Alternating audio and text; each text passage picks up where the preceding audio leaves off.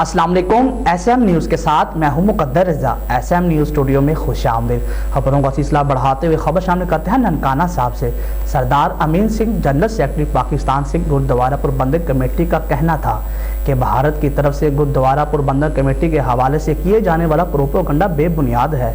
इसी हवाले से मज़ीद तफसीलात बता रहे हैं SM न्यूज़ के नुमाइंदे मोहम्मद अजमल। जी अजमल, बताइएगा क्या तफसीलात हैं आपके पास? जी बिल्कुल ननकाना साहब, सरदार अमीर सिंह जनरल सेक्रेटरी पाकिस्तान सिख गुरुद्वारा प्रबंधक कमेटी का कहना था कि भारत की तरफ से गुरुद्वारा प्रबंधक कमेटी के हवाले से किए जाने वाला प्रोपेगेंडा बेबुनियाद है और पाकिस्तान में मौजूद तमाम गुरुद्वारों के इंतजाम पाकिस्तान की नुमाइंदा तंजीम सिख गुरुद्वारा प्रबंधक कमेटी के पास ही है।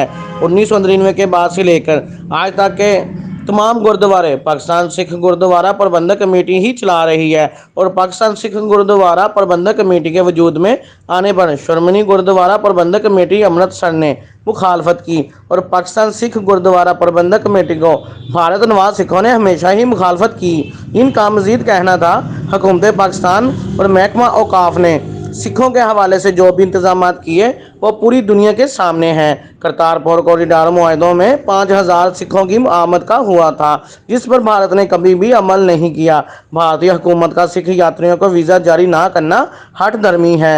मोदी सरकार कोरोना की आड़ में यात्रियों को वीज़ा जारी नहीं कर रही, जबकि पाकिस्तान में कोरोना की शिद्दत कम है और पूरी सिख कौम पाकिस्तान आर्मी और कानून नाफज करने वाले इदारों के साथ है। सियासत अपनी जगह, मगर पाकिस्तान आर्मी और इसके इदारों के खिलाफ बात करना समझ से बुलातर है। पाकिस्तान पूरी दुनिया में बसने वाले सिखों का दूसरा घर है। पूरी सिख कौम पाक आर्मी इसके इदारों के साथ शाना बशाना खड़ी है। नवंबर में शुरू होने वाला बाबा गुरु नानक 551वां जन्मदिन की तकरीबात के इंतजाम पाकिस्तान गवर्नमेंट मुतलका वक्फ अमलाक बोर्ड और पाकिस्तान सिख गुरुद्वारा प्रबंधक कमेटी ही कर रही है। जी बहुत शुक्रिया अजमल, तफसीलात से आगाह करने के लिए। मज़ीद खबरों के लिए देखते रहिए SM न्यूज़।